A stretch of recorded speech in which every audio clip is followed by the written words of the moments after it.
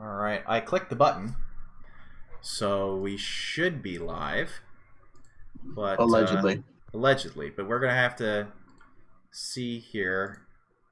Let me check out if we actually are. I just refresh the channel and I don't see anything but Okay. link. Yeah, let me get the link here real quick. Come on. Probably because we were talking about Soros. I said, oh, this is good. We're having this discussion before we go live. And then what does he do? He fucking says... He says the magic words. He says the magic words. Here, this is... The bad words. You know what? I'm happy with how we are keeping with the theme for our titles for our live streams. I like it. This is a good series. Keeping with the theme. Oops. So it says started streaming, so I guess we have started streaming. Yes, it does. Yeah, I believe we are live. We are live. It's going very smoothly. Okay, so nobody's really here just yet, so we can just kind of to mill about for now. I haven't shilled the stream to anybody just yet, so Okay. let me go ahead and dump it in some places. You guys wanna? So let's go around and say how's everybody doing this weekend? Hanging in there? It's been hot, you know. Yeah, doing as well as we can, I guess. Well, I don't know about Alex, but I'm doing well. Oh, I'm doing okay. A little fired up earlier, but I'm cooling down.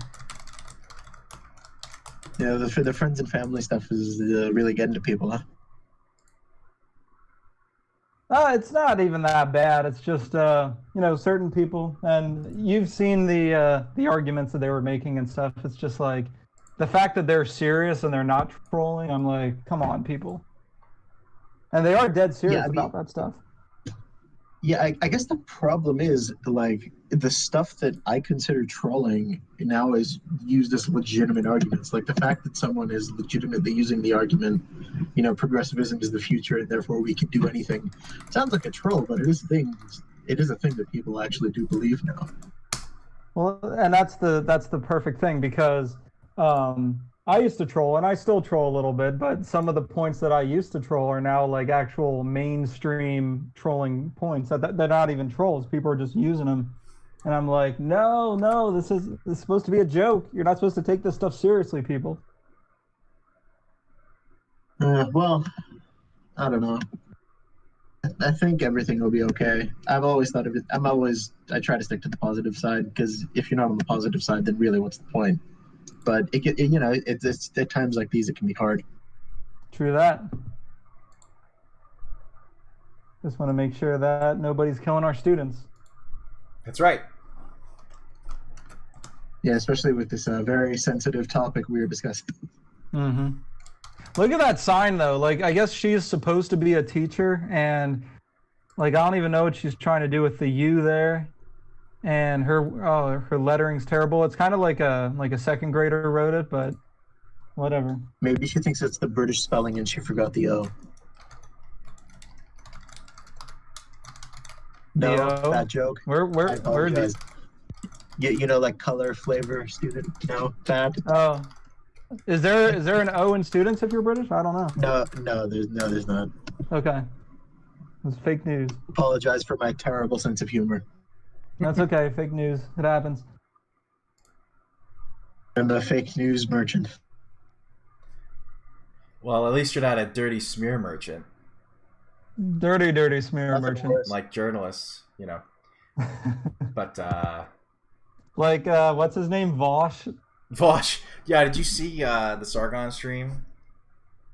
No. That he did recently? Well, I don't know if it was a stream, but it was basically he was watching a Vosh video where he's watching Vosh watch a PragerU video, which is hilarious.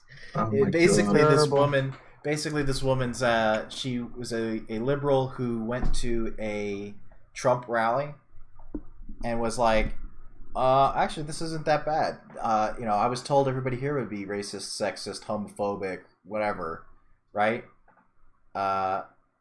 And only most of them were. And then that's it. It wasn't that big of a deal. You know, all of a sudden, it's like, but he was so Vosh was so disingenuous though, because he was like trying to say about how this person is just a grifter, and it's like, okay, so no one ever could possibly not have an idea in their head that these people are racist, sexist, homophobes, and then come across them and then now think they're not. I mean, that's what it is. You know, you get like impressions of people on the internet that like everyone's extreme and everyone is against you as, you know, Xist, Y-phobe, whatever it is. But, you know, in general, people are usually pretty reasonable. Yeah, well, the thing about Vosh is he's supposed to be this apparent bastion of the progressive YouTube movement. The dude has like 190,000 followers. He gets a lot of views on his videos.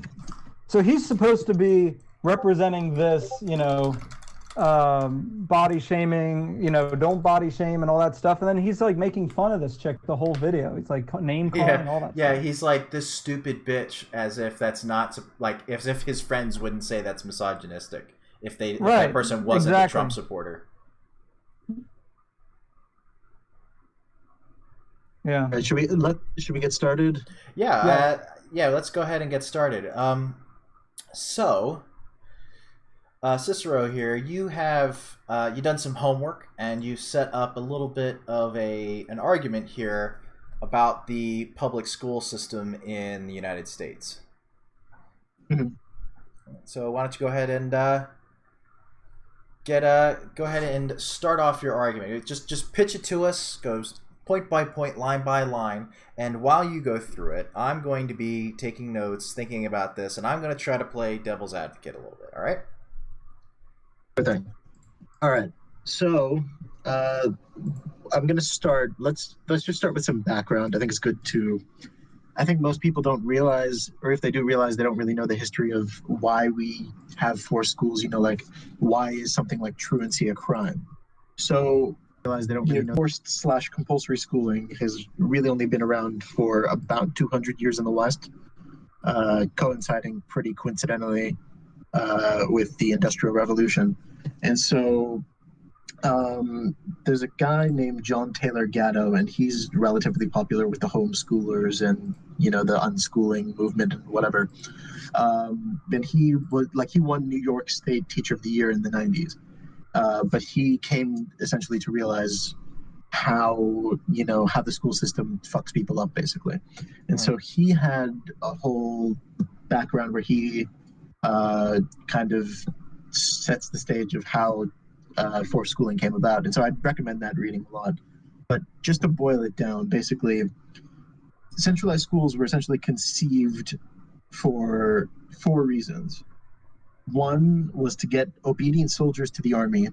2 was to get obedient workers to the mines.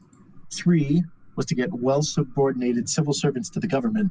And 4 was to get well-subordinated clerks to industry. And those were the 4 main points of having forced schooling.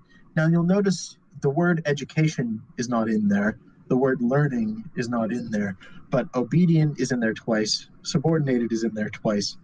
And it's not about, educating people to their full potential or whatever you might hear today. It's about creating people who will obey orders, essentially.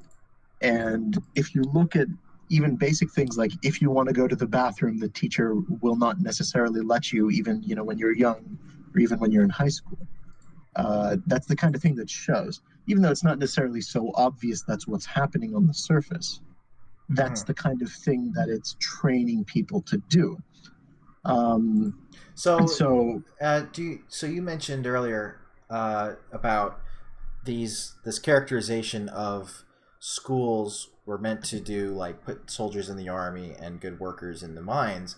Where did you find that? Like, is that something that, like, was that something that the government wrote down and said, look, this is why we need to have good schools, etc., or where did that come from? Or is that something that somebody looked at afterwards and said, well, it helps around the, to do that? end of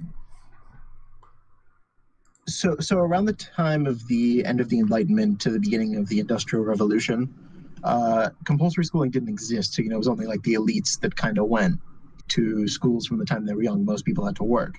Right. And so centralized schooling and compulsory centralized schooling came about as a way to essentially get people to become more obedient workers. So part of the theory of why, because it was the government has to pay for this, right?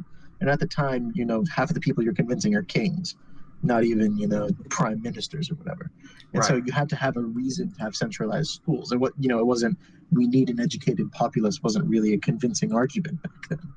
So the whole thing about the obedient workers and the subordinated government workers was the theory behind why, like one of the first theories behind why schools and centralized schools and compulsory centralized schools would be a good thing for society in general. Okay. And so, even after that, not to use a progressive argument entirely, but that kind of argument has been around for a long time. The KKK used to have to approve of certain curriculums, including in the state of Oregon, believe it or not, because they wanted to make sure that quote unquote Catholic kids became real Americans, and essentially just make sure that everyone became what they thought of as real Americans. That law was eventually struck down by the Supreme Court, but the public schools basically used to be non-sectarian, but then the KKK tried to take it over to make sure people were real Americans. And so that's kind of always been the theory behind it, because you have the control of the children, you get the control of how they grow up and what they're thinking and what they're learning. So that's basically the start of it. And I mean, if you look at it today, the things we learn are relatively the same. I mean, they still taught them, at the centralized schools, they taught them the math and the English and whatever, even 200 years ago. Right. But the thing that was considered important in forming them was kind of the structure and the orders from your teachers and the principal and the headmaster and whoever it was, in order to make sure that, you became your obedient soldier or worker.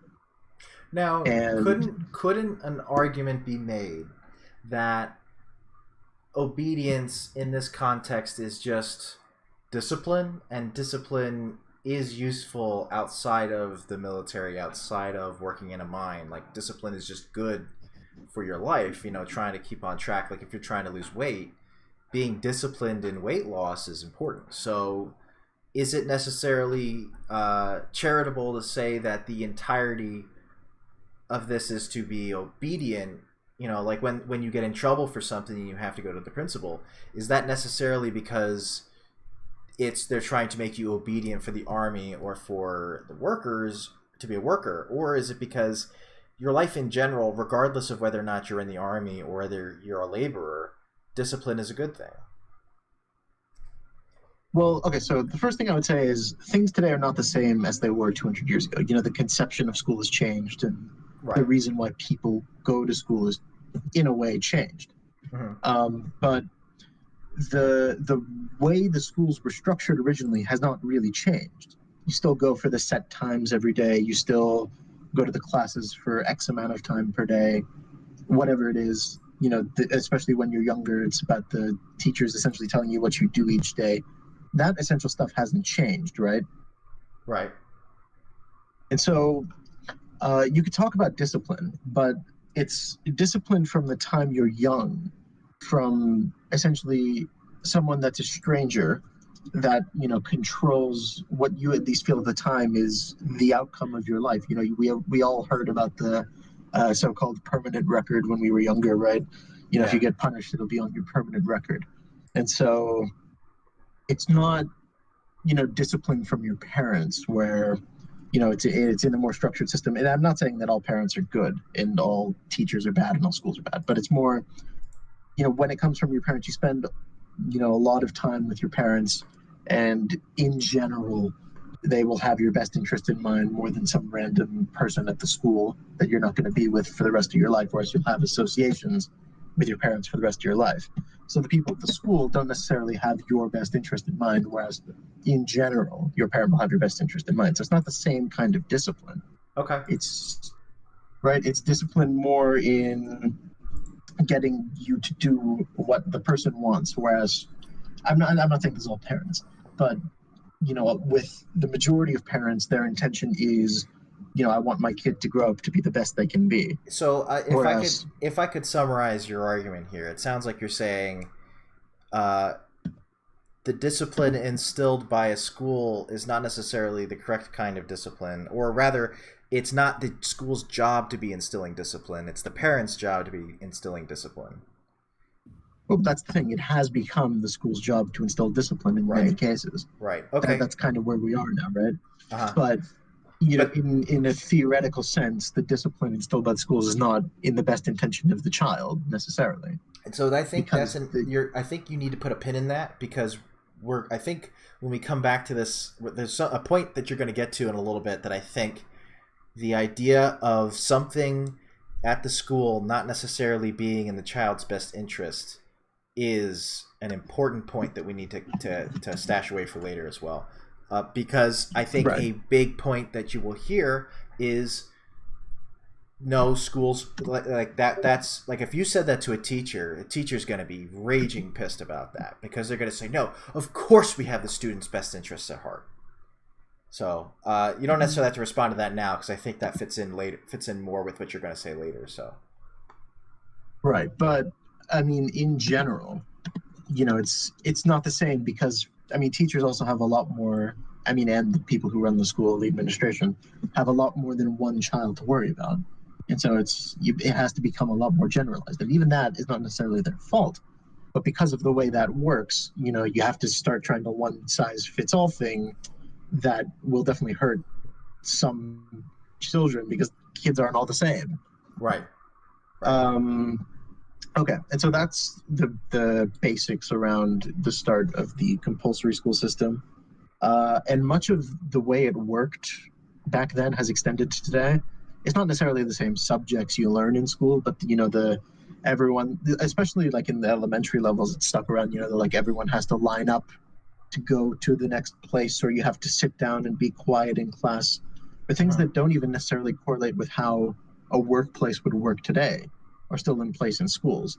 And part of that is due to, the way public school systems work, and the way all public systems work, which is that they're extremely resistant to change because it's a public system. Right.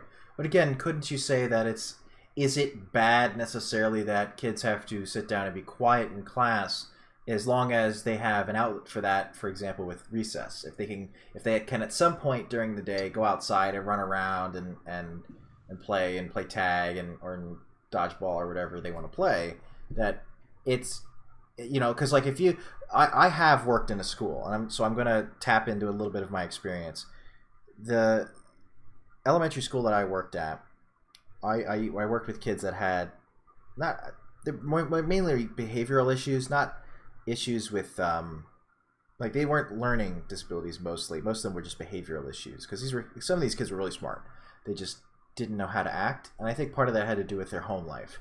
But the one kid was you needed to structure things, because otherwise they wouldn't pay attention, they wouldn't listen. So you can teach all you want, but they're off in their own world and they don't hear any of it. They're not participating in any of it. So I would say let's be careful with saying that making this regimented way of learning isn't necessarily bad, especially when you're talking about kids where it's difficult to get them to just listen for a second, much less over the course of an entire day.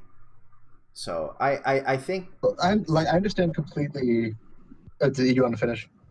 I was just gonna say, I think that we need to be careful with how we characterize the discipline aspect of this, because I don't think it's necessarily wrong to say, okay, I'm gonna have a bunch of 8-year-olds stand in line, because otherwise it's like herding chickens. So I get where you're coming from, but the problem is, and I kind of alluded to it before, it's a one-size-fits-all thing. Every single child has to sit still and learn, regardless of what might be best for them. Uh-huh. So whatever you think of learning styles, when learning styles were conceived, there are 3 kinds. There's visual, auditory, kinesthetic. And you'll notice that third one is very heavily restricted. Now, Yes. that's not going to work for all kids, but that might work quite well for some kids.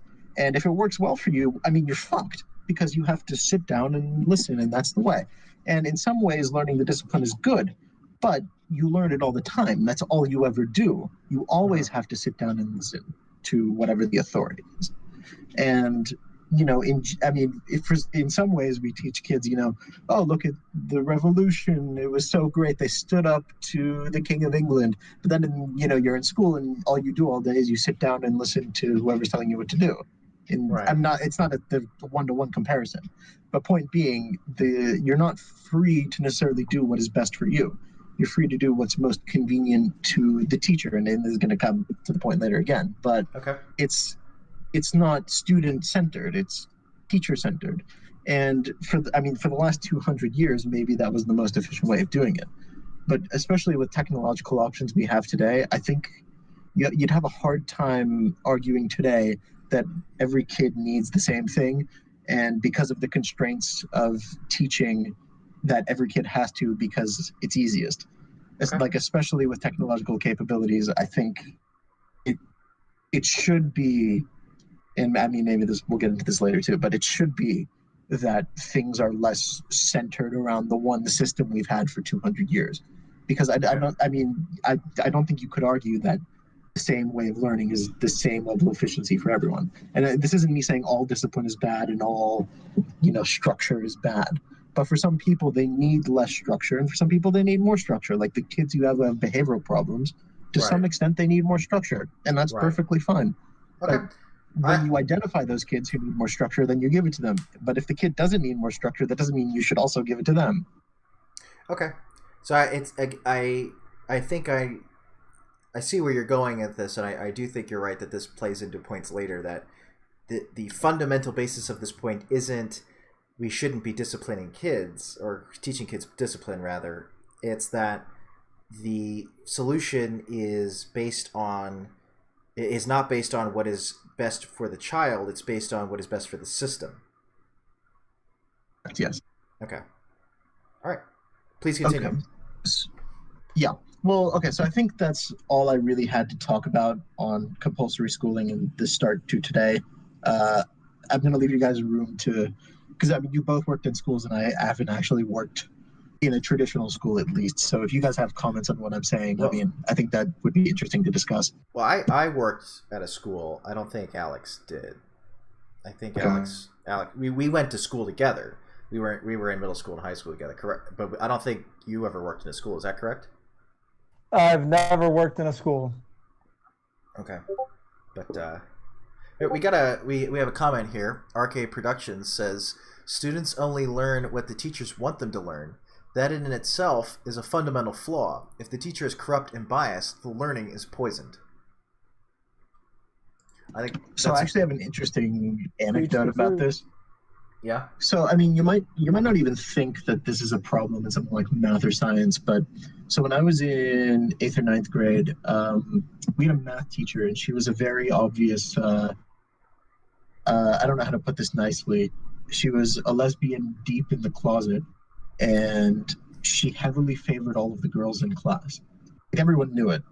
And I was a huge math nerd at the time. I was friends with all the math nerds. Could you give us a ballpark of how many years ago this was?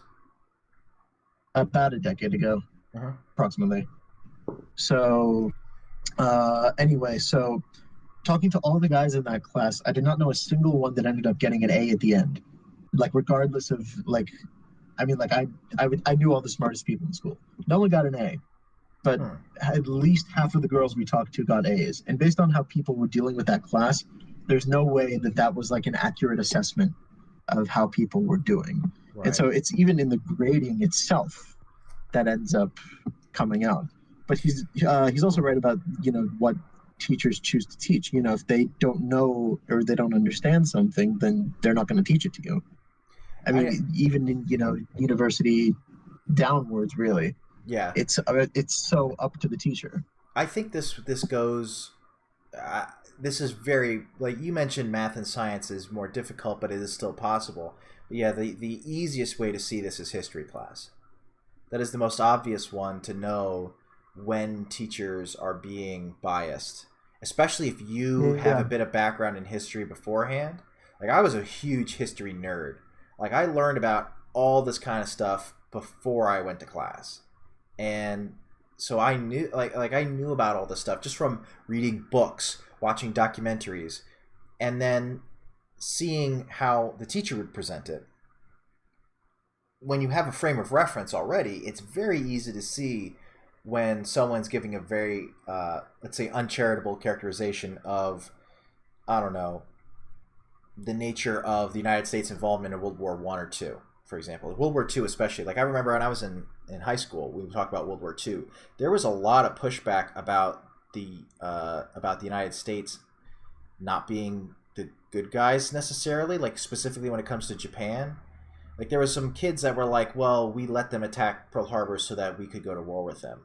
And I'm like, that's a bit tinfoil hat. I mean, there are some things that said maybe we knew about it a little bit, but I mean, the Soviets had the same thing happen to them. They were being told constantly, hey, the Germans are going to invade. And Stalin was like, I don't think so. And then they did, and he was just like, oh, shit. So I don't think necessarily that you could... I guess what I'm saying is the history class is incredibly easy to see when someone mischaracterizes things or when they're giving a very biased interpretation of facts to students. So that is very true. It's incredibly easy for one teacher to be an activist as opposed to a teacher, and to ruin dozens, if not hundreds, of students in just 1 year. So what you're saying actually reminds me a lot of, have you ever heard of the Gell-Mann amnesia effect? It's a thing Michael Crichton talked about a bit. That sounds vaguely familiar. I've read some Michael Crichton, so maybe that's why, but I'm not sure off the top of my head. Can you go ahead and explain it? So basically what it is when you open the newspaper to an article on some subject you know well. So take, I don't know, for your case, history, right? Yeah, I know what you're talking about, yeah. Go ahead, though. So, you read the article, and then you see the journalist who wrote this article has, absolutely no understanding of the issue, the underlying issue, the facts, anything about it. And, the story's presented terrible. He called it the wet street caused rain stories. And they're all over the newspaper, right? You read it, and you're like, wow, that's a terrible interpretation of the story. That's crazy. I can't believe that got published. And then you turn the next page and you don't know anything about the subject, and you just take the whole thing as truth. Right. I think that's a fundamental issue with journalism. But I see what you're trying to say, that you're trying to apply this to schools, although I think you would hope that the teachers should be experts in some way. Like, that's the I think a lot of people believe that is the case, but I don't necessarily know that is the case. But I think we'll get into that a bit later. Also, we got another. So RK, thanks for the comment. That's a great point. Zen Chan says that woman in the pink shirt. He's looking at our picture here. Directly to the left of the sign is walking in an identical gait to the Virgin in the Virgin versus Chad meme. Very important stuff. She is. Yeah, you also know what? Very true. It is 100% true, and we are after the truth here. So that's excellent. Great eagle eyes, Zen Chan. Thank you very much for that. So if you want to go back to your point, you were making points, continuing with your argument. So go right ahead. I do think Alex wanted to say something, and I interrupted him. So if you want to say something, go ahead. No, I was gonna open up a box of worms. I'll save it till later. Yeah, let's do that. Sounds good. Let's do that later. All right, I'm gonna move to my next point. So I want to talk a little bit about what you may have heard as defunding the education system. Now, you might think, and you've probably heard this before, the education system has been defunded for years. It's a common talking point. You get a lot of people saying it. And the funny thing is, it is extremely not true. I'm going to try to pull up the data so that you can put it up yourself. I put it down if you want to find it. But essentially, over the past 100 years that we've been keeping data at the federal level, I believe it's only 4 or 5 of the last 100 years has inflation-adjusted spending per student gone down. So, like in 1970, for instance, we were spending about $6,000 inflation-adjusted per student. And today that number is something around 15,500, which sounds crazy because you hear all of these stories now about, teachers have to go buy their own supplies. And, basically they keep trying to say that schools are running out of money. But in reality, we have, you've heard of the U.S. Department of Education, right? Yes. That sounds like one of the federal departments that's been around forever. It's always been there. It was actually created by Jimmy Carter in 1979. Such a thing had never existed. It was considered a thing for the states for the longest time until basically it was, to collect data and to enforce federal education law and privacy and civil rights and whatever. That's essentially why it was created. And now it gets about $70 billion a year from the federal government.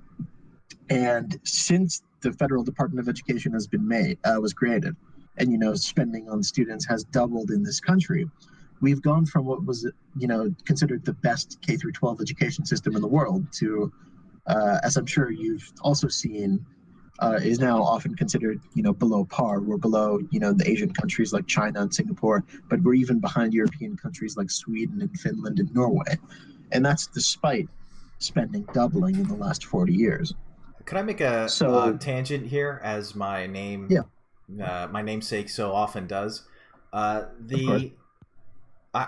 think this is indicative of a greater problem, because I think the reaction to it, at least, because you were saying about how constantly we're saying about people are like, oh, we're not even the best in the world anymore. Look how terrible we are at education, right?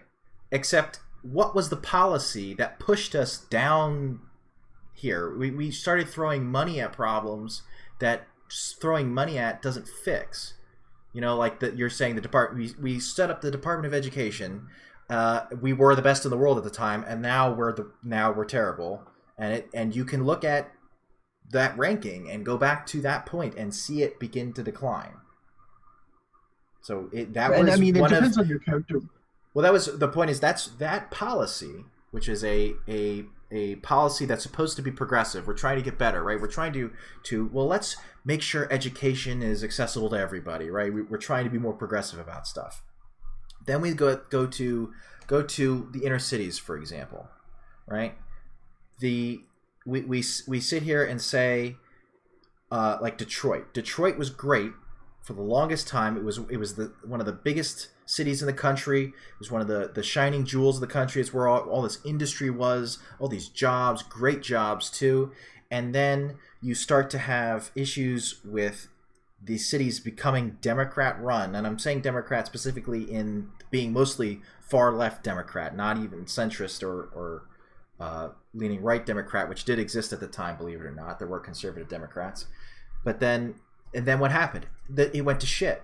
It went terrible. And then everybody bitches about the state of our cities. Who made it like that? So I'm going to get off soapbox now. So actually, we got a bit more discussion apparently in the chat about whether or not what that color is. It's salmon, not pink. It appears to be the consensus. But Zen Chan does have a question. He says, or they say, I'm not sure. Did I misgender you? Oh, shit. Zen Chan says, question, why is the U... Misgendering. Why is the U in students drawn like a cock? Did this teacher fuck up writing the letter U and have to fix it? I didn't even notice. Like, we noticed it was messed up, but I didn't think of it specifically as that shape. Look like a dick, yeah. Yeah. But RK says she was thinking about something she has longed for since becoming an SJW. Yes. I love the shit posting. Keep it up. Yes. Continue the shit posting, please. State enforced shit posting. All right, Cicero, please continue. Sorry for taking the floor from you. It's okay. Shandy enforced shit posting is more important. Correct. All right. So getting back on topic, kind of. like there's no universe in which you could realistically argue that the education system has been defunded. And I think you can start making arguments about like we're only getting worse comparatively because countries like Singapore and China and whatever in the last 40 years have gotten significantly better economically, and that correlates with getting better. But think about it. Back when we didn't have the Civil Rights Act and whatever other savior policies you might think would have helped equality, it's actually kind of made things worse. I don't think we used to live in some cartoon caricature world where all of the white students got the world's best education and they dragged it up so much that all of the minority students were fucking up. I don't think you would have seen any really people come out of that. I think it was unequal for sure, but I don't think it was like how would it go from being so significantly unequal back then to becoming more equal now, and then things are worse. That doesn't seem to jive, right? That doesn't really make sense. Right.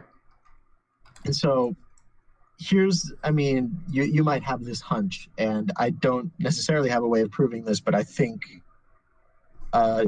based on available data from public universities, at least I think this becomes pretty clear. A lot of this spending is going to administrative bloat. I know that might be shocking. I'll give you a second to process that. You mean to tell me that the state spends way more money than it needs to? I don't believe you. Right.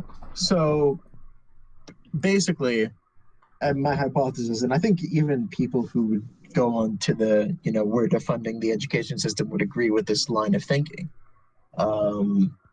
is that we're spending a lot more money on people deciding we need to do X, Y, Z in our schools, and it's not even working. Right? Like we're spending a lot more money on administration, and that money on administration is really just fucking things up. If you look at the number of, I think it's the number of administrators in universities in the last 20 years has doubled.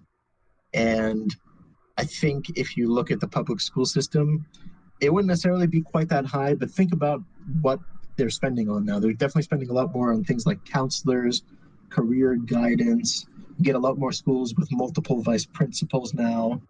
And that sort of stuff adds up quickly, especially because those people demand more money, even though they don't, actually do the point of schools, which is, interacting with the kids, supposedly. So, and teachers, their salaries haven't even necessarily been cut. I think teacher salaries are it's approximately raised on pace with inflation.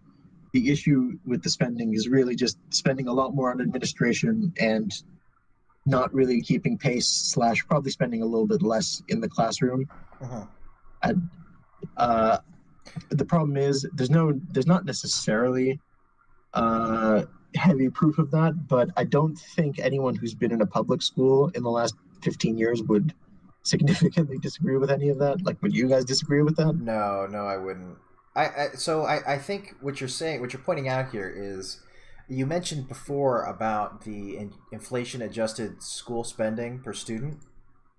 You said something like it. Let me see here. You got your numbers. So the numbers you gave us was $6,400 in 1970 per student. 2017, it was $15,424, and that's inflation adjusted. So those are apples to apples comparisons. So it sounds like the argument you're making is most of that increase doesn't even go to teaching kids. It goes to administrators. Pretty much, yeah. Well, you could start going along the lines of, planning the curriculum helps the kids, or, spending more on mental health counselors helps the kids. Sure. But, spending extra on those things isn't really helping the point of, teaching kids subjects effectively. Right. So then I guess the point being, if that number increases and then the effectiveness of our teaching decreases as compared to the rest of the world, something is not working properly. There has to be a disconnect somewhere, because if that number increases, if what you're saying is true, that we should be seeing tangible benefits because we have more mental health counselors, because we have better planning for curriculum, etc., then why aren't the kids doing better? Right, like shouldn't things be even better? Correct. If spending on all those extras really truly helped things so much. Right. I think that's what I would say. Although another appreciable increase probably comes from increases in special education, and you can debate about the effectiveness of that all day, but special ed gets a ton of money. Yes. Like I think like per student it like raises the average quite a bit, and I doubt this. I don't have stats on this, so this is speculation, but I doubt that we're spending as much on special ed in 1970 as they are in 2017. I think that's a fair assumption. But all right, please continue. Sorry again for carrying you off track. That's fine. That's the point, right? So basically, why? So if people start talking about we've been taking money from the education system for years. I mean, you can find when the defund the police talking points came up the past couple of months, I guess. There were a couple things that went incredibly, viral on the internet and Twitter. I saw like multiple that had like 400,000 likes on Twitter. That was, why is defunding the police so radical? We've been defunding the education system for years. Right. And so which is right. Bullshit. It's such a pervasive myth. Right. But what I'm saying is it's such a pervasive myth that we've been defunding education that something like that will be gobbled up by the kind of people who are likely to gobble such a thing up. Right. Right. I mean, even on a site like Twitter, like 400,000 likes is a lot. And so thinking about that, I wonder why it persists. And I think part of it is, and this bleeds into the next point I'm going to make, is you get a lot of stories about teachers need to spend money, buying supplies for their kids and whatever. And part of it is it's a convenient point to funnel more money into it. I'm not sure how cynical I need to be, but I'm curious what you think. Sorry, I missed. You cut out there. Can you say that one more time? My apologies. Yeah. So I'm not sure whether the reason that it persists so much is more so because you get a lot of stories about teachers need to spend money on their classrooms, and like you get a lot of stories basically about like crying poverty from teachers. Or if it's more so a cynical political point to get even more money into administration. I'm not sure which I believe more, but I'm curious to hear what you think the reason behind this sort of thing persisting is. I think it depends on who's persisting it. So and we've talked a bit about critical theory on this channel, about especially in live streams. But the thing you have to understand is there doesn't need to be for there to be a concerted effort towards some end, whatever that end may be. You only need a few people that really know the nuts and bolts and know the insides and know the dirty secrets of, hey, we're only doing this for political reasons. All the rest, then all you need is to package what you want in the correct messages so that Karens out there will pick this up and run with it. So I think what's happened is I think a select few people probably are making cynical political decisions and saying things like, well, we need to, for whatever reason, we think that if we say these things, it will get us more money in the school system to enact the change we want to see. And then who isn't for education? Who doesn't want their kids to learn? Who doesn't want their kids to be as smart as they possibly could be? There are very few people that don't want that. So all you need to do is frame something in some way as to tell people our teachers don't have enough money. Bam! Now Karens are angry about it because why isn't little Jimmy getting the best education that he can? I don't think you need a lot of people to make cynical political decisions, in this case, to for this to be taken in by the vast majority of, well, I wouldn't say the vast majority, but with a large number of people that push the myth that we cut funding to schools. And I think also what happens, to try to sum this up and finish this, I think what also happens is a lot of very localized events are extrapolated to be national ones. One particular teacher at one rundown school in the middle of Kansas had to spend a couple dollars to get pencils for their kids. And now every teacher on the face of the United States needs to buy pencils for their students. Right. And I think it's funny, this is actually going into the last point I had on this. You know how it's funny, a lot of people get up in arms about Betsy DeVos, right? You hear a lot of people, who really, really, really hate her. Yeah. And part of that is the school choice thing, right? All right. Can you name, don't look it up, can you name another Secretary of Education? Nope. Have you ever heard of any other one? Nope. I've never have. So why do you think everyone immediately knows the name Betsy DeVos, but no one knows the name of any other Secretary of Education that's ever existed? Because there's a smear campaign against because Orange Man bad. That's right. But here's my thing. Part of it is Trump, but like, how many people know that many of the other, administrators that are in this administration right now? I mean, you might know Ben Carson because he's Ben Carson, but like, I don't know who heads, the Department of Energy or something. Well, because it doesn't really matter. But everyone knows the name of Betsy DeVos. The reason is because she is one of the more outspoken people in his cabinet, specifically for policies that many of those on the left, and specifically many of those in positions of power in the media and in the way that we see the world, right? How do we view the world? We view it through the lens of the internet and in news and television and all these things. Those are the people that get to decide how these people look. And if you don't agree with their policy, it is very easy to make that person look like an idiot. And I think that's partially it. What do you think the argument is? Well, so this is going to bleed into my next point. So I think I'm just going to get to my next point. Okay. And my next point is going to be overwhelmingly about teachers' unions. And that is conveniently the title of the stream. So yes. Save the best for last. Yeah, well, so, there's been a lot of stuff about teachers' unions lately. And there was something interesting that came out a week ago. There was a coalition of 10 teachers' unions that covered, I believe it was 3.7 million students. And then also yesterday, the LA Teachers Union came out and demanded something similar.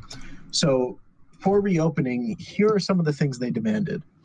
The first coalition of the 10 teachers unions, along with, hint, the Democratic Socialists of America, put out a list of demands to reopen that included ban new charter schools, ban school vouchers and private school choice, ban police in schools, have a massive infusion of federal money.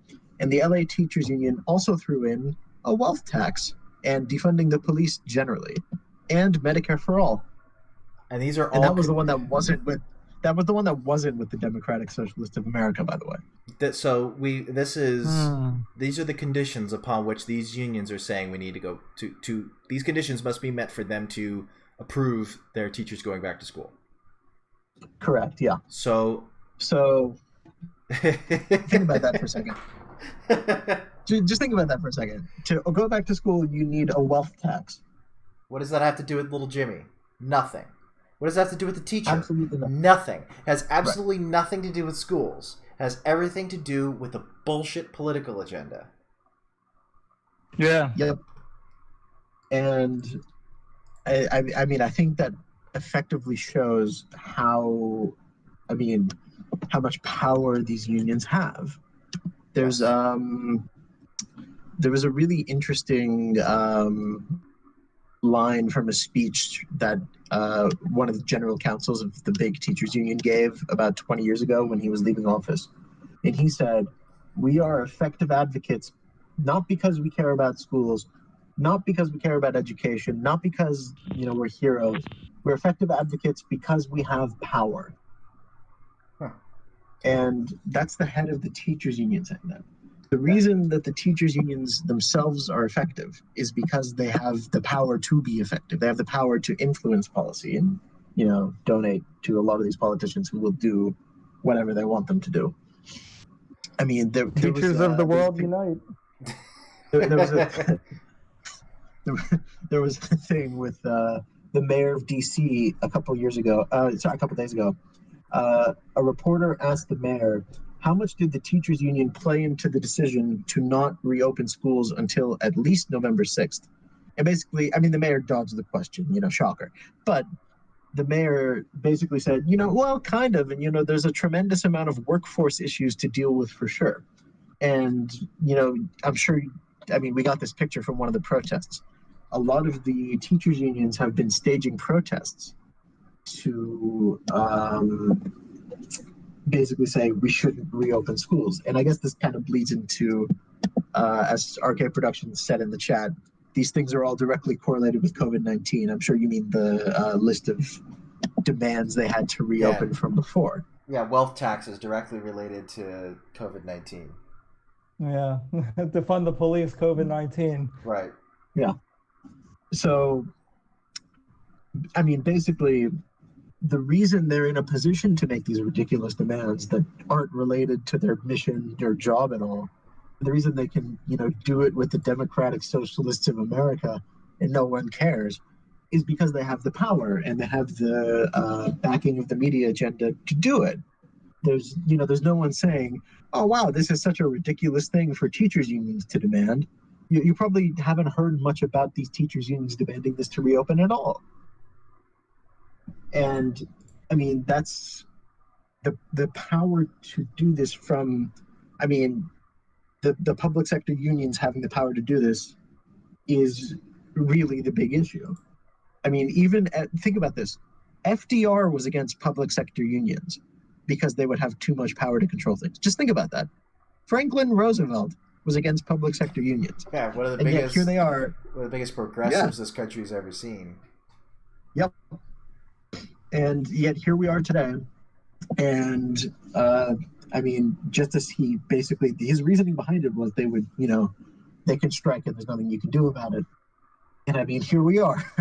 Well, I can strike and there's nothing we can do about it. I think here's the problem, because the state has a monopoly on these things. Like that's why they're the state. That's the reason that it exists. So anytime the state touches something, if it, education, the police, the military, right?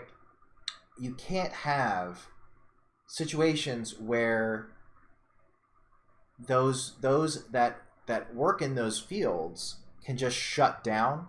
There's a reason why the military has something called the UCMJ, Uniform Code of Military Justice, because the state has a monopoly on force, specifically force against other states or to keep the peace in the country.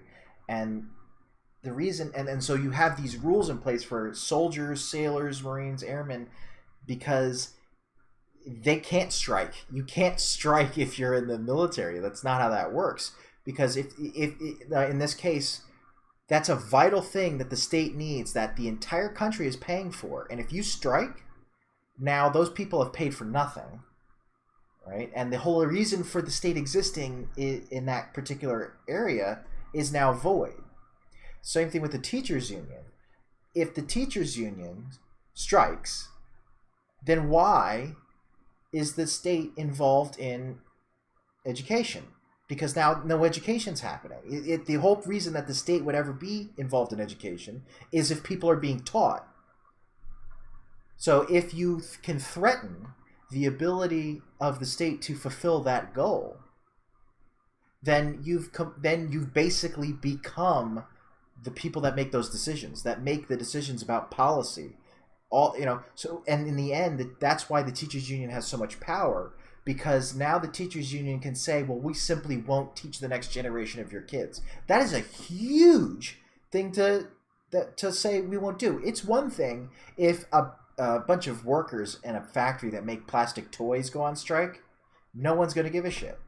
Like the country as a whole isn't going to give a shit. Their families will, the people that maybe want to buy toys will, but the health of the nation beyond that localized factory is sustained. If you have strikes for teachers, now all of a sudden you're threatening the existence of that country because education is so important. I'll have a soapbox now. Sorry. Yep. Well, so I mean, in DC, I mean, I told you the average in the country is 15,500 per student, but that's not even across places.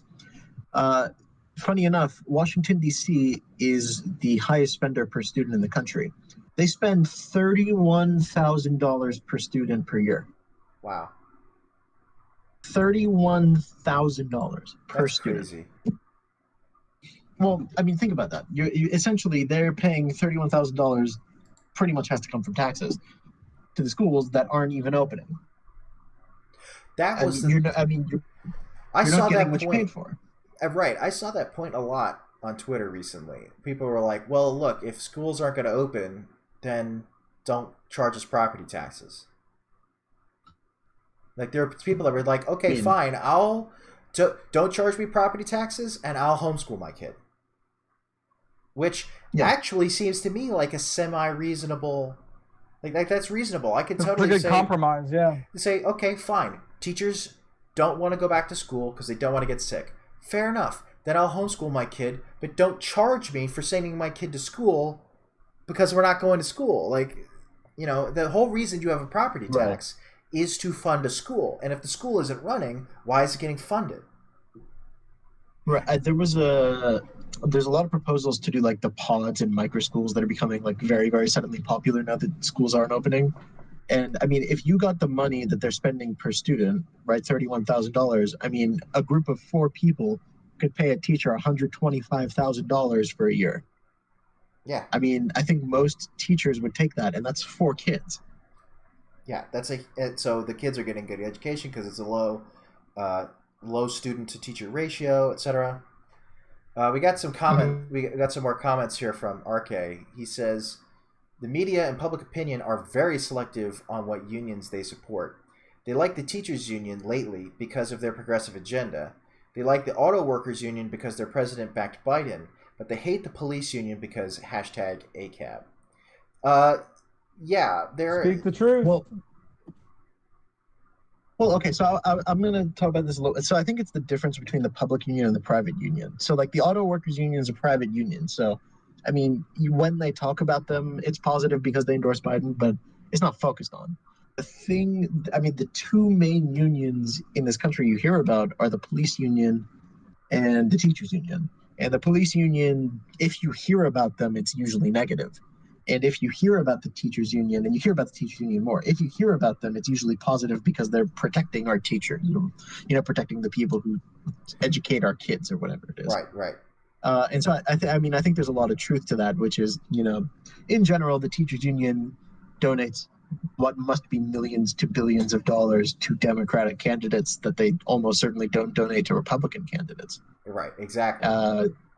But I think the police union is pretty split actually on who they support politically. But that doesn't really matter. Because... I bet that's changing. But yeah, regardless, I think that is true. Again, they are selective on what unions they support, and it is a very political decision which ones they do. Because there recently, what was it? Right, was it the AFL? What do they call it? PIO? CIO. Or whatever? Yeah, that think they endorsed CIO, Trump. Yeah. And I don't think that was received very well. I mean, think about that. But it was, again, just because... Well, think about that. Think about what it takes for a union to support Trump. Right. Well, Trump's not anti-union. And that's something we have to... Like, Trump is a 90s Democrat. The only reason he's a Republican now is because this Overton window has shifted so far to the left that anyone to the right of Stalin is a Nazi. So you've got Trump, who it was a business Democrat in the 90s. he's not entirely against unions. I think that's partially because he likes the ability to negotiate one-on-one, because with the union, he as a CEO or whoever's in charge has more control as opposed to individual workers.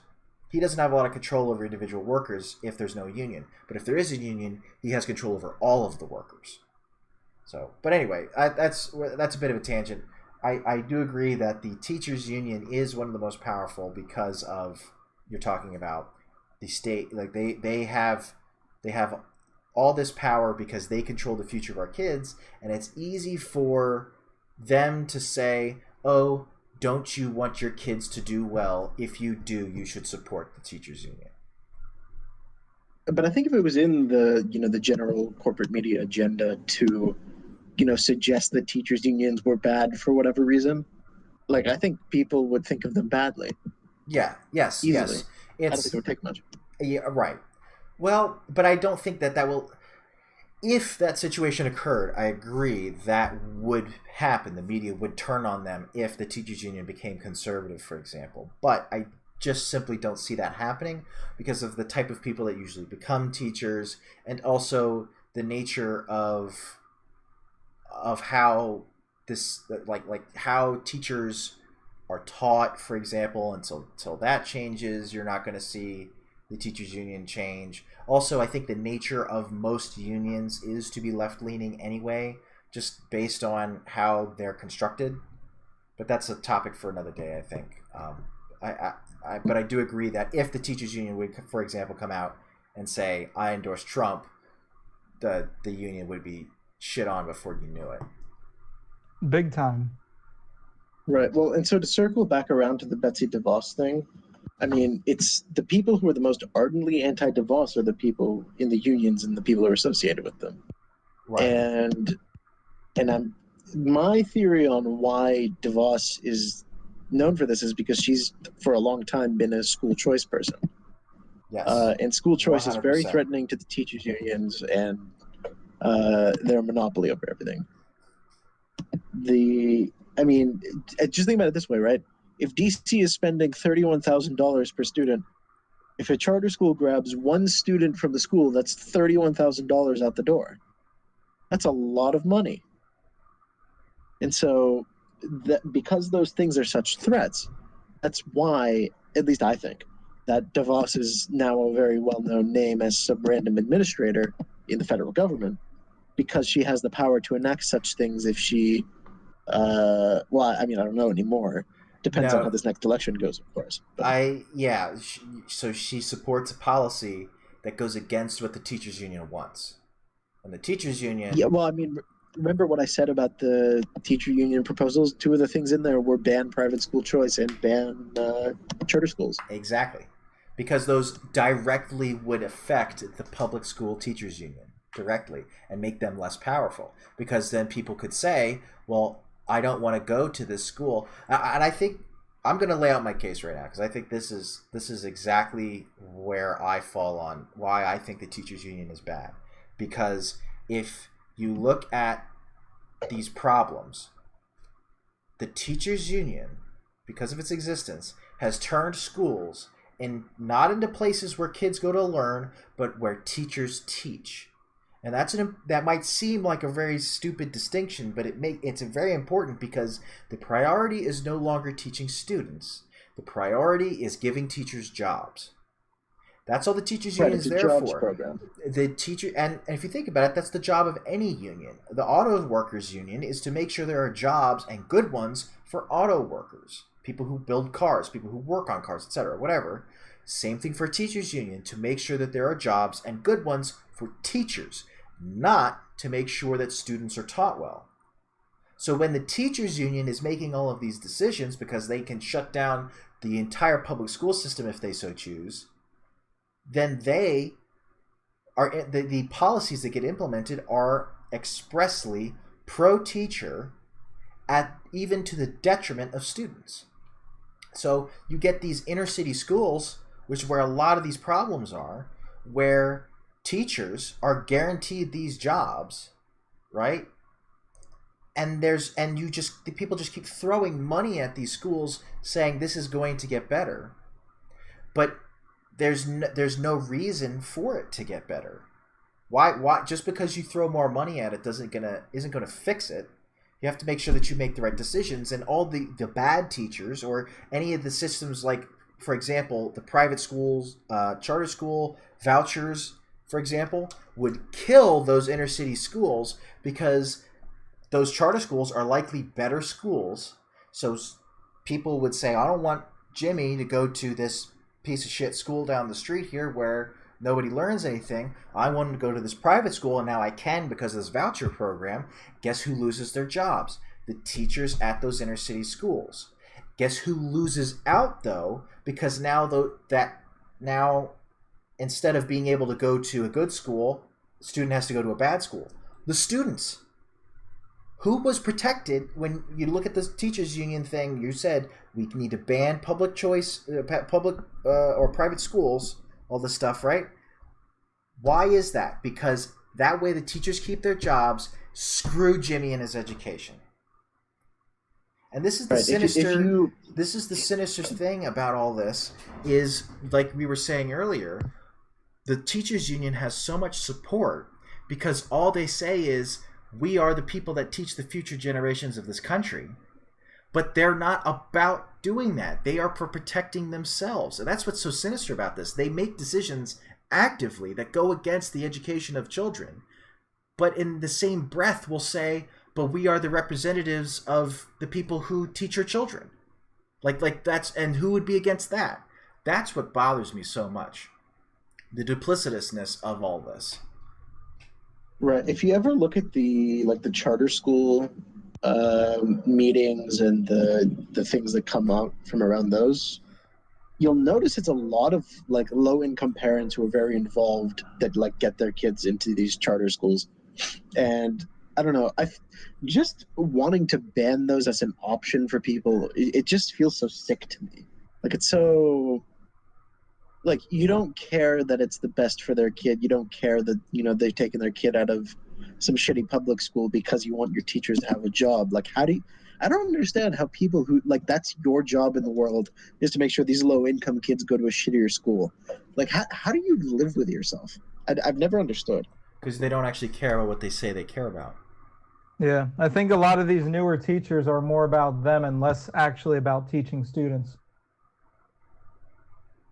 Yeah, I think especially now it's becoming a lot more like the teachers are the, like in the same way that in the last few months doctors and nurses have become, that we must praise our doctors and nurses. For a long time it's been the we must praise our teachers. Yeah. Mm-hmm. Even when it's not necessarily deserved, because just like any other profession, there are some good teachers and there are some bad teachers. Oh yeah. And just like any other union, unions protect bad employees. They have to, because they have to protect everyone, and then by definition they protect the bad ones. Right, which I mean that I think that alone has resulted in a lot of bad things happening in schools. I just have yet to hear an argument as to why charter schools would be bad without anyone mentioning why it would be bad for teachers. Because I don't give a shit about whether or not it's good for teachers. I care about whether or not it's good for students. Because that's the point of having education systems. Not to give teachers jobs, but to give students an education. So if something doesn't give... So if you're telling me we should get rid of charter schools, not because it would help the kids, then you're telling me screw the kids, I care about the teachers, not the kids. That's stupid. That is the exactly backwards way to look at this. So the only good argument I've ever heard against charter schools, and I don't think this is I don't think it should even be an indictment against charter schools, but the only indictment I've ever heard that I actually resonated with me a bit was that charter schools can kick out whoever they want. Public schools a lot of the time have to take these, kids that are like really struggling, and they don't have the choice to kick them out because you have the right to an education. Mm-hmm. And to an extent, I sympathize with that, but to another extent, I think that means you can still fix the way you do things. Maybe it's the kid's problem, but then in that case, why is the kid forced into continuing to do the same thing over and over and over that clearly isn't working? Well, so I'm not sitting here saying abolish public schools. I'm saying do the charter school voucher program. So then, if the kid is a piece of shit and fucks up and gets kicked out, then okay. Then they go back to public school, right? So where's the harm in that? I don't see where that's bad. It still isn't, because you've given the kid the same opportunity as everybody else. Here is the best school you can go to. Your parents, they got the voucher from the voucher system, so they don't even have to pay for it. You're going to the best school you can. So this is totally, like, you can't say this is racist. You can't say this is classist. You can't say it's not, because you're sending kids. All kids have the option to go to a charter school. And if they screw up, they still go back to a public school. So where's the harm there? Right. Maybe they think it's unequal. That could be. Why? What is unequal? The fact that, some kids get to go to charter school and other kids are subjected to public schools. Correct. Maybe based they on think their it kind behavior. of creates a division. Yeah. But it's based on their behavior. This is a meritocracy. If you want the good education, it's there for your taking. If you want to be a piece of shit and drop your drawers in the middle of the class, then you should go back to public school. Like, I don't see, maybe this is me being harsh, but like,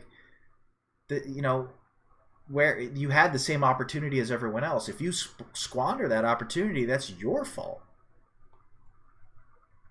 And I agree with that. I just know some people personally that think that everybody who goes to a charter school comes from a family of means. But this would eliminate there's always that stigma. This would eliminate that. The whole point of this is to say it shouldn't just be people of means. It should be everyone can go. Right? Instead of dumping all this money into public schools, let's give people vouchers to say, if I want to take my kid to an awesome private school, they can. I mean, think about this. If anything, the teachers union's racist. And let me back that crazy claim up, because so progressive. Follow me here. Ready? The teachers unions are against charter schools and private schools because that gets rid of teachers' jobs. So inner city schools are the worst schools in this country. I don't think many people would argue with that. The public schools are, right? And one of the big arguments that we hear about why inner city blacks, for example, are some of the worst demographics in terms of opportunity in this country. They have to suffer the least amount of opportunity that this country has to offer because they have poor schools. They have no way of getting out. The kids are living in an environment where their family, their neighbors are involved in bad shit. Then when they go to school, they're not being taught right. They're having to go to a shitty school where they're not learning things to be able to get out of there. They're being told that there's this vicious cycle because they don't have this education. But then at the same time, we're robbing them of the ability to leave some of those poor conditions behind because we want to make sure that teachers have jobs. How is that not racist? How is that not racist? Charter school vouchers are the most anti-racist thing in education. Mm-hmm. Well, I would say it's one of those things that it's not directly racist. It's not. No, they're not. I don't think it's like we hate the black students. But... Right. I don't think it is actually racist. I'm saying from the perspective of critical theory, this is actually racist because you're saying. You are actively participating in the suppression of black students for the benefit of teachers who likely are white. I mean, I'll take my Nobel Prize in critical theory. Thank you. You mean the Lenin Prize? Yeah. But yeah, no. I mean, under that framework, I think it makes sense. I mean, I guess just. I mean, in effect, the way it works is the effect is disproportionately affecting a race, therefore it's racist. So, it's all about outcomes. That theory, yeah. I'm failing to see where the hole is in that argument. I don't think there is. Which is why, and to try to bring us back into the real world here, I still don't see what the argument is against charter school vouchers, other than it will cause public school teachers to lose their jobs. Which, hang on a second, let's think about this. If they're a good teacher, why can't they get a job at a private school then, which they're going to need more teachers with all the voucher students coming in? Because, like, one of the big things, I mean, let's even think about this. Let's put our brains to work here. If, let's say, some public school has a teacher-student ratio that's awful. One teacher for every, 50 students. Terrible, right?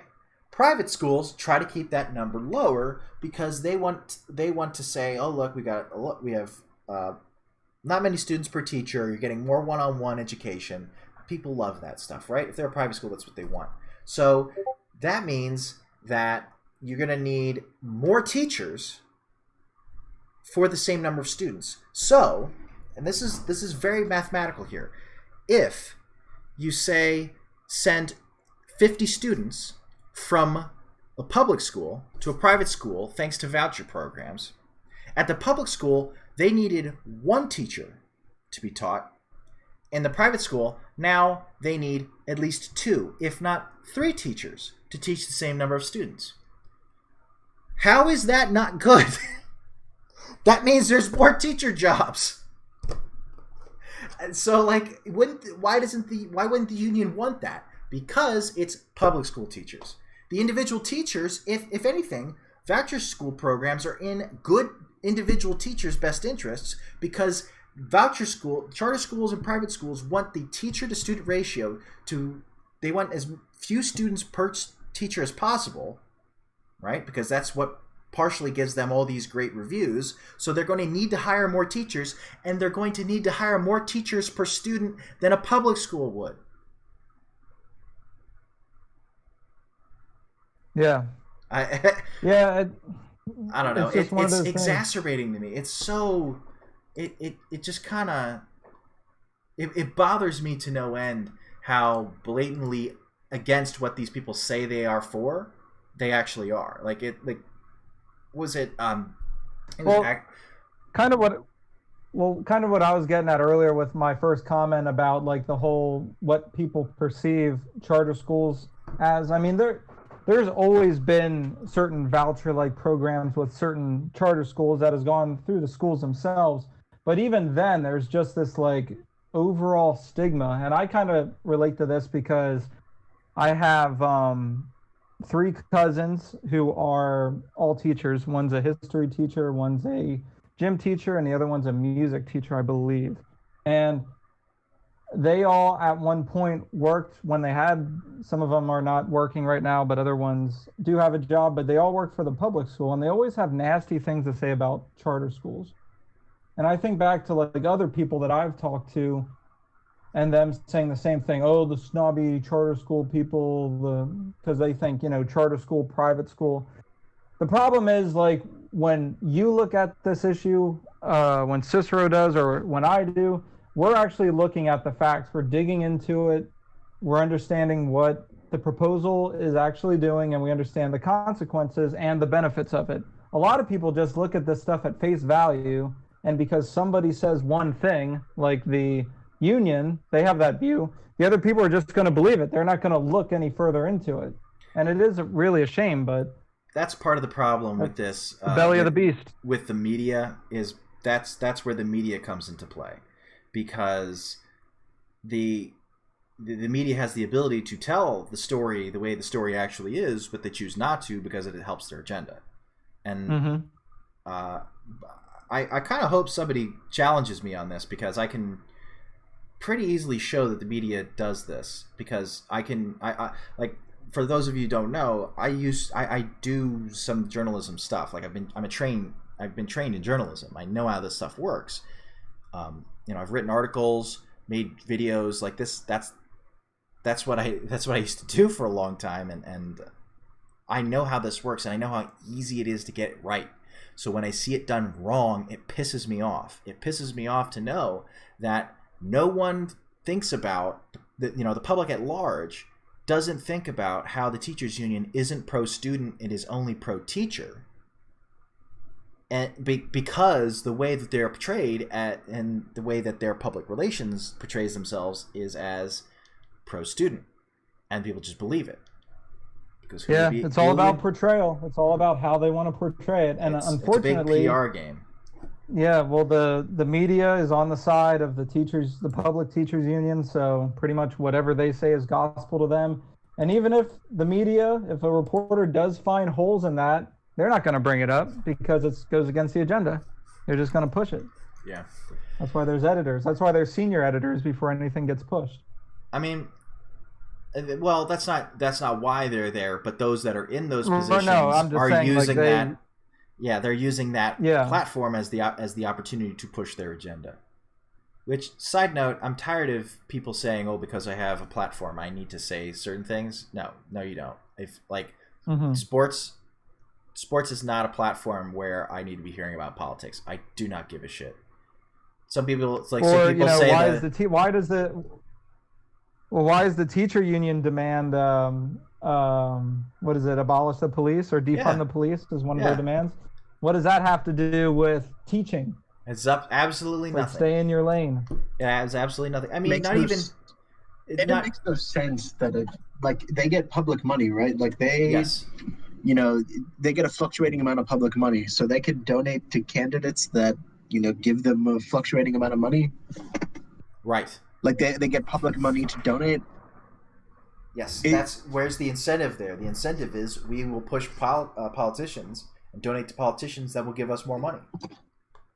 Right. It's in the same way, and this is a bit of a tangent, but in the same way that if I went around and let's say I offered to a bunch of people, all right, if you vote for me, I will pay you $1,000.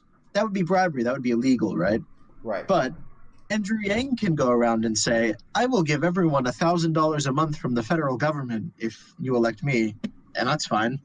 Like, what's the difference? Right. There is no difference. The difference is simply it's good for verbal. It's verbal in nature, but yeah, it's pretty much the same goal. Yeah. So I think you've pretty much is that pretty much the entirety of your argument there, or? Yeah, I think that's basically what we wanted to cover. I mean, there is some stuff about the new COVID restrictions, but I think that has to do with the teachers' unions and their demands anyway. Right. But just the absurdity of what they want to do in school is, if you want to put up one of the New York Times tweets, I don't know, it just baffles me that that's their demand to come back when the kids are essentially no risk. Right. It's all about the teachers. That's more COVID related. Yeah. The daycare stuff. Well, that is. Did we? Did we go over the daycare stuff? I don't think we talked about the daycare stuff. So no. Just as another point. Well, before you get started, if anyone has any questions or has any counterpoints, or whatever, please put them in the chat, and we'll totally go over them. If you have any counterpoints to Cicero, before we jump onto the COVID stuff, before we jump onto the COVID stuff, I do want to bring up something that I had noted down. I didn't want to open it up later. Kind of wanted to wait till we were done the discussion. It's just a quick side note. It goes back to that one comment that the arcade dude put up. He said, just a refresher, students only learn what the teachers want them to learn. That in itself is a fundamental flaw. If the teacher is corrupt and biased, the learning is poisoned. And we kind of brought up the biggest example of that being history. So if the teacher builds their curriculum around to start omitting certain things out, what happens when the entire curriculum itself changes and entire school districts and maybe the teachers union comes out and says, hey, don't push this anymore and stuff like that? Then it's no longer a personal thing. Then it's a much greater issue. Yeah, if that makes sense. Yeah, it's so instead of just one teacher causing issues with just their class, the people that make the curriculum that are forcing the teachers to teach it can make even bigger changes on the level of, this is the way, America's always been racist, for example. It is, and right. Will always right. fundamentally. Or what if there's a public mandate that says, Yeah, will fundamentally always be racist. Or what if there is a, just something, a doctrine that comes down, or something that says, you know what, we're no longer teaching the Civil War, not allowed, can't teach it in public schools because it's racist. So then that's no longer just teachers omitting it, then it's a 100% can't talk about it anymore. Then that history goes away. But the history still happened. Yeah. Well, the history's still there. Right, but it doesn't. Again, if you're the one in charge, it doesn't matter.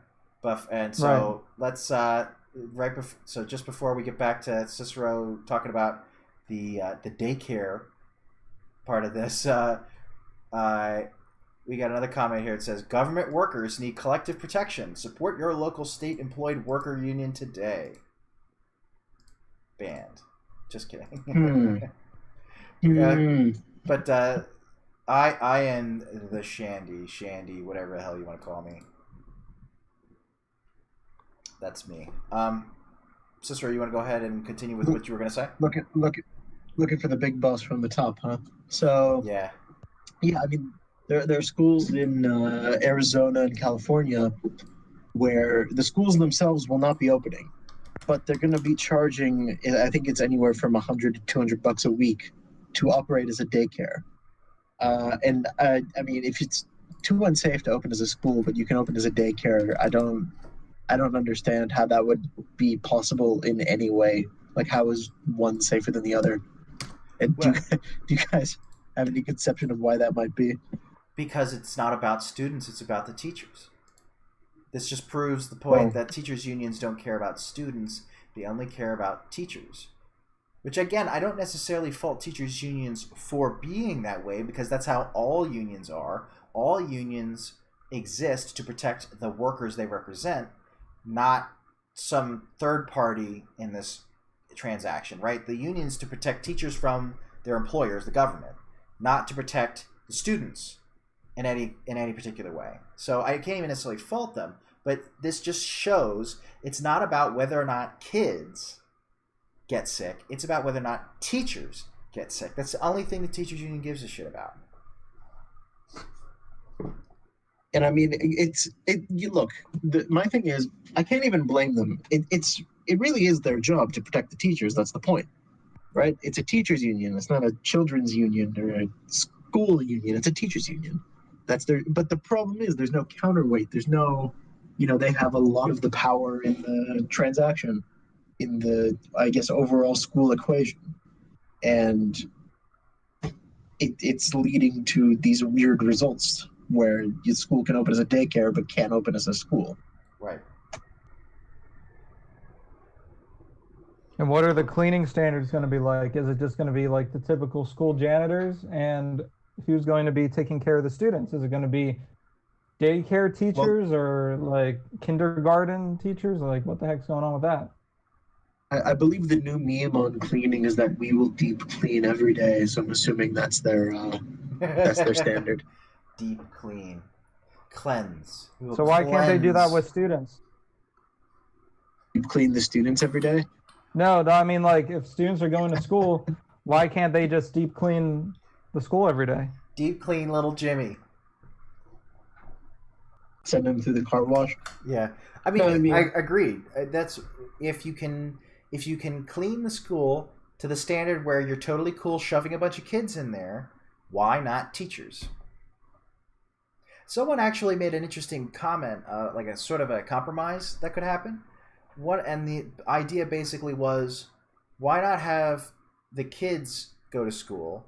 You hire a bunch of proctors basically to just keep them in line so they don't start fucking around, and then you have the teachers zoom in, with Zoom to teach the class. So the students that are the least likely to be sick by the virus can go to class. And one of the big reasons why you want kids to go to school, beyond the parents need to work, etc., is socialization is huge, especially at a young age. So being able for these kids to socialize is huge. Extracurricular activities, etc. But you can protect the more the demographic that is a little bit more susceptible, which are teachers because they're a little older, right? And some teachers are on the more susceptible side of things. They're much older, so they are more likely to be sick or potentially very sick with COVID. So why not do that? Because we already did this basically. You don't have to. You only have to pay. The only extra you would have to pay from regular school is the proctors, because you've already got the Zoom stuff from having to do online classes at the end of the year this past year. So you have everything already in place. Why not do that? I'm not sure how to say your name. Mine, Lucy Fuhrer, I guess. But very interesting. If we start firing every teacher that gropes a couple students, it will only be a matter of time before they come for the rest of us. New York Teachers Union logic. Yeah. This slippery slope in the other direction. Like, that is legitimately what happens. Yeah, man. They have legitimate. I mean, in the same way that the police unions, you hear a lot about the police unions who defend, the cops who murder some guy. Yeah, the bad cops. You never really hear about the teachers unions who defend the teachers who are molesting kids. But they do. It's the same reasoning. That's, you know what? That is an excellent point. That's a great point. Mine, Lucky, I don't know. Please tell us how to pronounce your name. If you could Lucifer. It's like Lucifer. Mine, Lucifer. I see. Yeah. Very clever. Very clever. That's a great point. Yeah. We always talk about how police unions are bad because they protect bad cops, but nobody ever wants to say about how teachers unions protect bad teachers. Not just bad teachers that can't teach, but scumbags that actually do shit like molest students. And we hear about stories about that all the time now, it seems. Right. So at least when school was in session. So for that compromise, the only question I had about the compromise, and this is more geared towards elementary learning. Yes. I feel like if you're more in middle school and high school, you kind of have, if a teacher says, hey, work on this, you are kind of self-sufficient at that point. There are some people that have a couple questions, which I guess could be answered on Zoom. But in elementary school, a big fundamental part of that is having the teacher looking over and you working with the teacher and having the teacher explain to you kind of right there in person how to do these different things. That's a legitimate criticism. If a proctor's just sitting there making sure the student's not misbehaving or whatever, is that proctor going to know what the teacher's teaching? Right. We can't really expect them to be a teacher. That's true. And actually, I think, Cicero, you made a point earlier about how there are multiple ways that kids learn, and one of the problems with our current system as it's set up is that you've got everything's geared around one or two particular types of learning, and we're saying screw it to kids that learn different ways, right? Everyone needs to fit the same mold. And one of the types of learning you're saying that gets kind of screwed is people who learn kinesthetically. They have to touch things, interact with it, very hands-on people, people that like playing with Legos or cars, or they need to take things apart to understand how they work, right? Those are the people that in this scenario are really losing out because they have no way of doing this. You're saying even with the compromise, there's no way for them to do hands-on learning, right? Because the teacher has to zoom in. So it's very difficult to do the hands-on learning part. But at the same time, this is also a similar detriment compared to when we were just having teachers and everyone zoom in at the end of last year. But Arcade Productions says they signed up to go to school and teach students. Suck it up and go teach. Yeah, I mean, yes, that's true. I want to be careful though, just because a lot of what I see is anytime you have a conversation between a liberal and conservative, for example. I think probably everybody watching this is more conservative than they are liberal in the American sense. And a lot of times you'll see a lot of conservatives, they'll say like, well, pick yourself up by your bootstraps, or this is what you signed up for, go do it. And then liberals will come back with saying, you're not understanding the the human cost of things. Like, you're not taking into account things on the ground or whatever. You're just saying, you're not being empathetic. And I think what I'm trying to do with this channel, and I don't know if you guys have seen the two videos that we've already put up, but what I'm trying to do with this channel is not just use conservative arguments, because you're not going to convince someone who's liberal using a conservative argument. You're not going to convince a communist using a conservative argument. It's not going to happen because they're not thinking the same way you are. So I agree that teachers do need to teach the kids because that's what they signed up for. But at the same time, I think the point of that isn't that it's not because they signed up for it necessarily. It's because to not do so would be an even greater cost. Because something we have not even touched at all is, so schools are going to not open. We're just not going to have school for a while. What's that going to do to these kids' education? What about the kids? The whole reason why we have an education system is to teach kids. And the last thing everyone's concerned about, hell, the last thing we've talked about so far is how are the kids going to get taught? Who's going to teach the kids? Where are they going to get an education? That's supposed to be priority number one. That's supposed to be the reason all this shit exists. And it's the last thing we're worried about. It's bullshit. It is. I mean, you're 100% right. And I guess I could see the... You're right. Yeah. I guess I could see the empathetic part there as far as like the cost of life for the teachers. Interestingly enough, though, I would say that that's a just mainstream liberal viewpoint, because the further left you go, it starts to be like, well, then they stop caring about human life even more. Once you get into the socialists and everything, right? And it's just throw bodies at it and make it work. Yeah, there's no bad tactics. But yeah, targets. I mean right, and we do need to keep that in mind, and I also need to keep that in mind myself when I view certain topics and everything. So, mine Lucifer says qualified immunity protects cops from frivolous lawsuits. Is there any real difference between arresting criminals and teaching kids? Put me in a classroom and I'll show you justified use of least lethal force. Disavow. I don't agree. And this is probably the funniest thing I think I've ever read so far on this channel. Is there any real difference between arresting criminals and teaching kids? Based. I guess you could ask the KGB that. They'd probably be like, nah, it's all the same. What's the difference? What's the difference, man? Get off that kid's neck.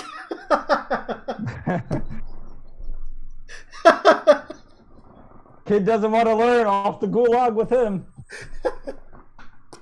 I mean, I thought like corporal punishment, we didn't do that anymore. Hell, we skipped right over that and straight to just tase them. You don't get the paddle, you get the taser. Could you imagine if like the class clown is acting up and a teacher just comes out and like tasers him in the face? Now where was I? That's what you get, kid. Oh man. Oh, that's hilarious. Thank you for posting that. I appreciate that. Oh, wow. Wow. Whoa. I guess can we possibly top that? I don't know that we can. I think that was the highlight of the stream so far. I don't know if I can outdo that. That was a good comment. I will say that I did like, and nobody really brought it up because it doesn't really have anything to do with anything, but the RK guy was bringing up AIDS Skrillex a lot, which I personally find that hilarious. Oh, so that's a throwback, man. Man, when did that happen? That was like 2016 or something? You're a white male! I have an AIDS Skrillex meme. Maybe I can send. Do you want to put it up on the screen? Yeah, sure. I'll throw it up there for RK's pleasure. Yeah, if he's still watching, this is for you. Yeah, I've had this for a while. Why Lucifer says, "Hey, just appreciate your luck having never been to an inner city public school." That's not true. I didn't go there, but I've been in them for multiple functions. They're terrible. It's so awful. I mean, like, lots of schools don't need metal detectors. Those do. You know. He also says, "You're a fucking white male." Yeah. You're fucking a white male. Oh, there's some other characters in that video, if I remember. There's it has it in the meme then, Carl the Cuck. Yeah, hang on. Let me get it up. Let me get it up.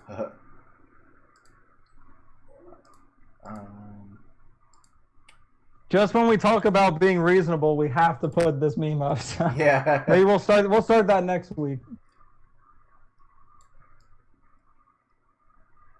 Guys, align it here properly. There you go. So the 4 horsemen of the apocalypse: pestilence, aka 8 Skrillex. War is Tyrese the Urban Zulu. I don't remember that guy. I don't know where that came from. He was the main guy who was shouting at what's his name, Owen Schroyer. I only remember part of that video. Famine is Carl the Cuck, and of course Death is I vaguely remember her, but only vaguely. I mean, this is old, man. This is going back to like 2016. It seems like so long ago. Yeah, I think I've had that meme that long. That meme is probably from 2016. It's been only 4 years, but it's like it seems like so long ago. Everything happens so fast. Just saying that was like the height of the leftist surge back then, but now we got a whole new ball game. Yeah. Well, Cicero, life always moves fast. Yeah, life comes at you fast, man. Do you have anything else you want to toss out there for your argument? I think you've made a great case here as to why the school system in the United States is broken, and something needs to change. I don't think you provided any sort of cure for this or any sort of solutions necessarily, but you have identified a problem.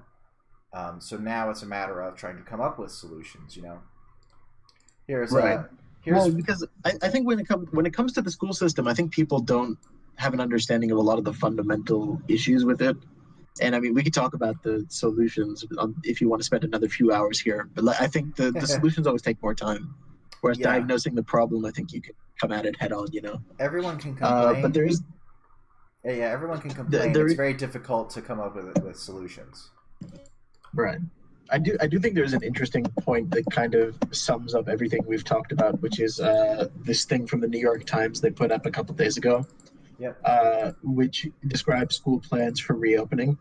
So schools that are reopening, they say schools are not planning to follow a traditional bell schedule. Instead, individual pods of students will travel through unidirectional hallways at specific times, including, in some cases, for pre-scheduled bathroom breaks. Now, that doesn't just almost in and of itself sum up the problem. I don't know what does. Yeah.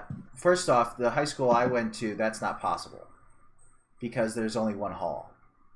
Like, it's one long hallway. There is no way to have unidirectional hallways. You could go, one group goes one direction, you all keep your distance, and then the next group goes the next direction. I guess. I don't know. But this would be impossible in our high school. Yeah. It's a skinny hallway, too. It's an old building. Yeah. Mine Lucifer apparently is a Canuck. He says American schools are locally funded. Rich neighborhoods get more funding. In Canada, all of our schools are equally shit. Hey, man. I mean, even the richly funded high schools here, I don't know if they're that great anymore. There is a difference. Some of the public schools are decent. But I don't know that I would say they couldn't be better. They couldn't be dramatically better based on some simple policy changes. Oh, and Lucifer, it was Owen Schroyer in that video. Very good. I love the whole I love the whole idea of pre-scheduled bathroom breaks. By the way, this is a perfect example of poisoning the well. The New York Times is in favor of teachers' unions not teaching. And you can tell because they're telling us all of the crazy things that would need to happen for little Jimmy to go back to school. Right? I mean, that's ridiculous. It's one thing to say, okay, well, we're going to say this is a solution. You know, like this is the crazy. Look at all these crazy things we have to do. We should just shut down the schools. Just shut it down. You know. Mine, Lucy. Well, I don't think the Times. Say again. I was going to say I don't think the Times hides. All right, hang on. Both of you shut up. Cicero, go first. Okay. So I was going to say there's another New York Times thing where they claim, and I think this is the point against they don't even want the schools to reopen. They say a typical bus carries 54 children. With social distancing, it might be 8. Now, I know there are a lot of school buses out there. I don't think we have the capacity to cut down on the number of students that use them by 7 times and then still have the schools run correctly. Absolutely not. I don't think there's no way that we have enough. So the school that Alex and I went to it's a small school. There was like 150 kids in our class, and that was the biggest class that school had ever seen. Huge. It wasn't even that. It was like 120, I think. Yeah, it was big for our school though. But the big thing to think about there is it's a very spread out school district. Like it takes a half hour to drive from one end to the other. You know, so if you're saying, by the way, here's that tweet the New York Times put out about that. So you're trying to say, okay, well, we'll only have 8 kids per bus. You're going to be busing kids all day long.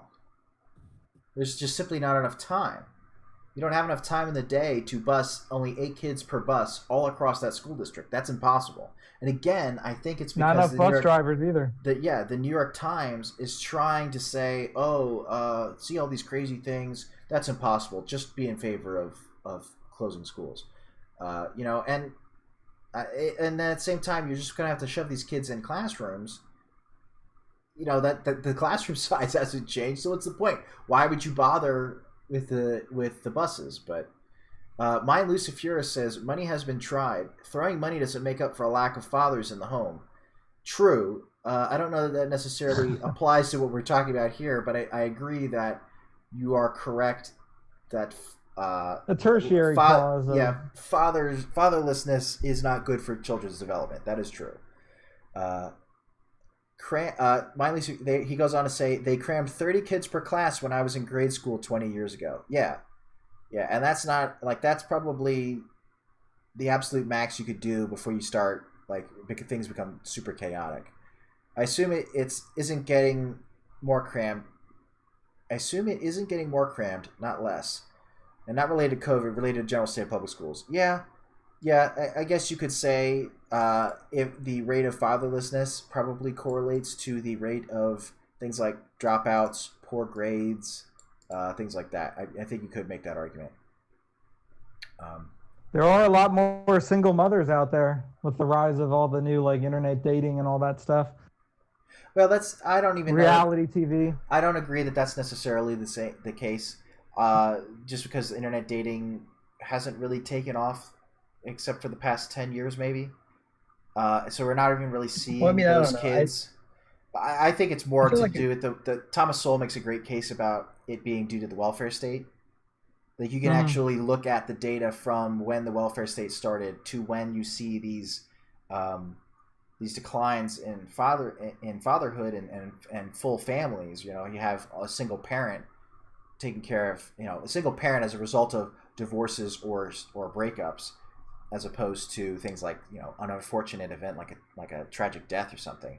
Those rates skyrocket after the welfare state gets put in place, and the theory is pretty simple.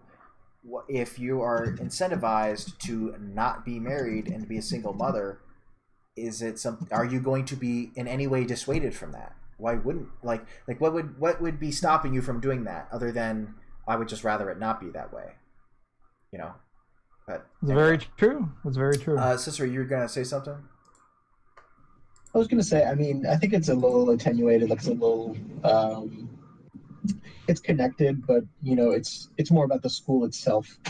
The home structure is a big issue, but I mean, and in a way, it is related because of the solutions you would tend to advocate do have to do more with get help in the home. But the way schools run is also an issue. Like it's not completely separate issues, but I think it's separate issues in how you treat them. I think they're independent enough that if you fixed one, you would see it.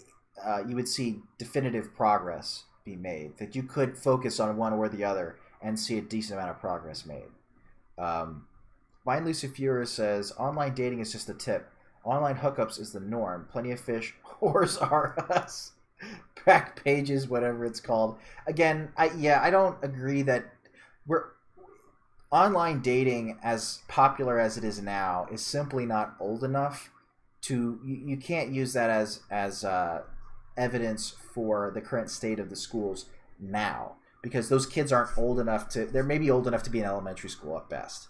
So I don't think we should use that as the reasoning. You could disagree with that culture. That's fine, but I don't think that we can put the blame of the state of our school system on the shoulders of Tinder, for example. I don't think that that's fair. I do agree that fatherlessness doesn't help kids because having a bad home life definitely affects kids poorly in school. I worked with a kid directly who was most certainly the result of that. But again, that's not to say that the school itself isn't the major problem. And if we worked on, like the teachers union stuff and things like that, could totally fix a bunch of the problems here to, really clean this up. He continues here. He says, no, it's evidence for growing single mothers started by welfare state, only getting worse with the current culture. I agree. I'm just saying I don't think that I don't think we can lay the poor education system at the feet of that. But I do agree. It's a tertiary issue. I do agree that it is. I do agree that is perpetuating the prevalence of single motherhood. I do agree that is true. RK says there are tons of single moms on online dating platforms. Was there always this many single moms? Maybe, but we never knew because they couldn't post a relationship status online. That's true.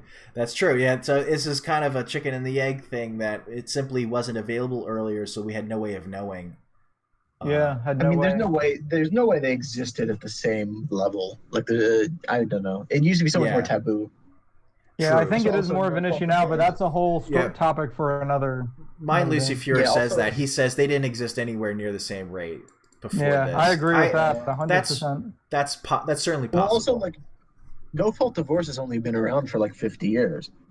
So before that existed, I can't imagine that single moms were anywhere close to the level they are now. Shotgun wings used to be a thing. Bring back shame culture. This is excellent. I tell you what, this is the best shit-posting chat I think we've ever had. Yeah, without a doubt. Without a doubt. My Lucy Fury, you are now you by decree, you now must come back to every live stream we do and shitpost the whole time. This is great. So I think I want him and RK back. Yeah, you guys are great. Thank you very much for tagging along with us. Unfortunately, though, I think we're getting to the end of this. Cicero's made a lot of great points. I think he's certainly put forward a good diagnosis. Like you said earlier, I think diagnosing this problem is. I think you've done a great job of doing that. So now we need to start thinking of ways that we could fix things. Maybe the charter school voucher system, or doing something about the teachers union. But in doing so, we have to keep in mind there are a lot of people's lives that we're affecting here, and we do have to consider the teachers. I don't say that when I say abolish the teachers union, I'm not saying fuck all teachers. I'm saying the teachers union is not doing what it's purported to be doing. And we should support teachers. We should support the people that teach our children. But at the same time, we must keep the teaching of our children the number one priority when it comes to teaching children. So, but I think that's pretty much it. Do you guys have any final comments quick before we head out? No, I just wanted to say, Cicero, you did a good job on breaking that down. I definitely learned a lot from it because that was not a topic that I was hugely familiar with, so I definitely learned a lot. Yeah, I'll just say, thanks everyone for tuning in, listening. The shameless self-promotion obviously helped. Yes, and thanks, Sargon. And hopefully we'll come around and do some more of these. Yeah, and if y'all get a chance, I'm gonna do some shameless self-promotion here as well. If y'all get a chance, we just put out a video called Sacrificing the Working Class. Basically, the concept is that lockdowns, as formulated currently, are only really beneficial to those in the middle class, and I've found that it really only has been pushed by those in the middle class. So we're saying, fuck the working class. I want to sit at home and order DoorDash. I don't care if hundreds or thousands or tens of thousands of people have to be involved in the supply chain, So, all right, that's it, everybody. Thanks a lot for your help. For watching, and also we should be around sometime around the same time next week. We might have a special guest aboard. Don't hold me to that, but we might, as long as everybody's schedules work out. So it could be pretty interesting. Thank you very much for your time, everybody. I appreciate it. Take care.